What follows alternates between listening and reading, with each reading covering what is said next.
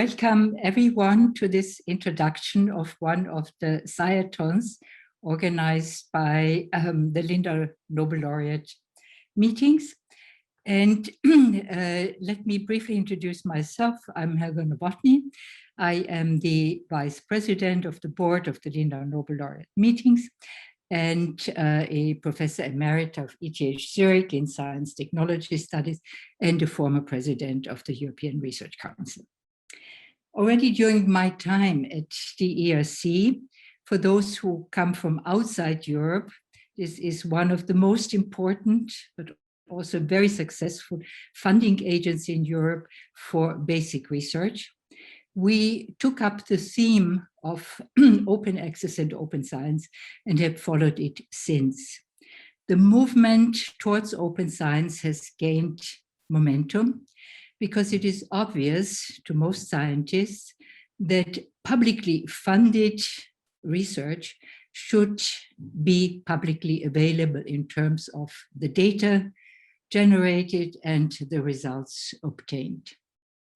Transparency regarding the methods that have been used, the data, how they were collected, processed, from which sources are all paramount to guarantee the quality of the data, the validity and reliability of the results. In Europe, several funding agencies have signed up to the so-called Plan S to make more widely available publications. In some countries like the UK are accelerating the movement, the transition towards the green and the gold way of publishing results. These are all developments that are still in flux. The stakes are very high, as you can imagine, and many stakeholders have been involved. Meanwhile, we have the Lindau guidelines.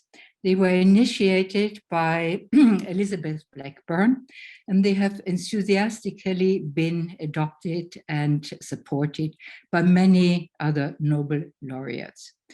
The Lindau guidelines, as you know, are based on the principle that an open, cooperative scientific community is possible, that sharing data, samples, tissues, sequences, instruments, and results enhances the overall creativity of the scientific enterprise and thus benefits society in the end. It is in this spirit that one of the Sciathon themes is devoted to open science. And since science is a truly global enterprise, the organizers are very much aware that many scientists, especially in the global south, need to do their research under much less favorable conditions and have to cope with numerous constraints. The participants of the Sciathon will work together to come up with innovative solutions for the challenges raised by open science. But in an interesting twist, this year's competition has linked the theme of open science with a question that has very much been in the forefront over the last 18 months that were overshadowed by the pandemic everywhere.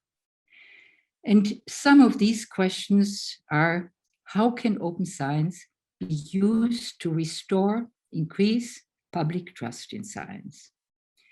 How can the momentum of open science and of the Lindau guidelines be channeled to make science more accessible, understandable, and shared with a wider public?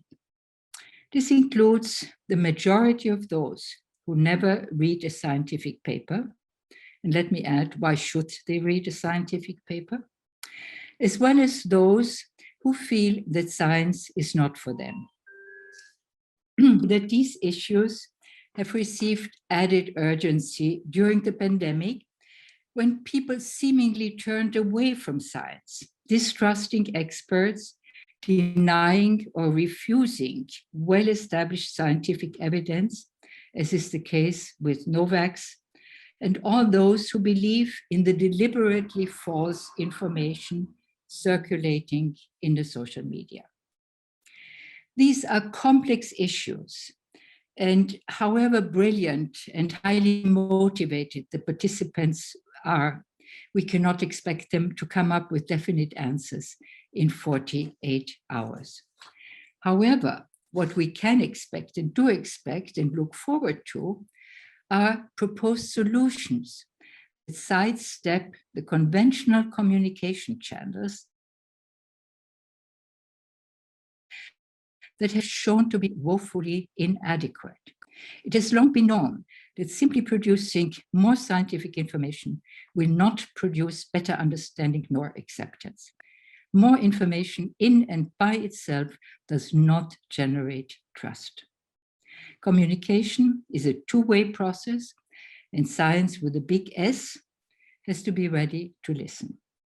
It has to be ready to move in unconventional ways in order to reach out to those whom it wants to reach.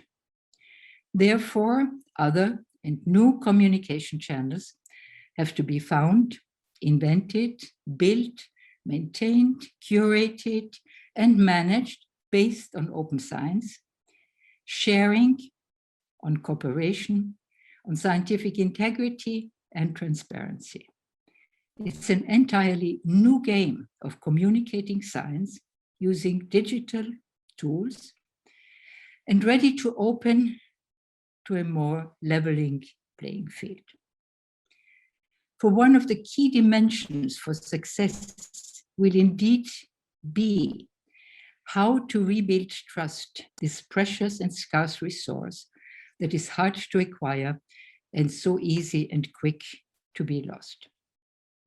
Therefore, whether these are platforms or games or something else, these new communication channels need to be sufficiently attractive and capable to reach out to groups in society that until now have been left to search for information in dubious parts of the web, or who simply lack knowledge and access to scientifically reliable sources they can trust. So these are some of the issues and challenges the participants will tackle in the competition. The participants are highly motivated to bring their knowledge and skills, and they have many, to finding new solutions based on open source, open science, open code, conveying scientific integrity and transparency, perhaps also a bit of humility when facing the enormous complexities of the task. But they are not alone.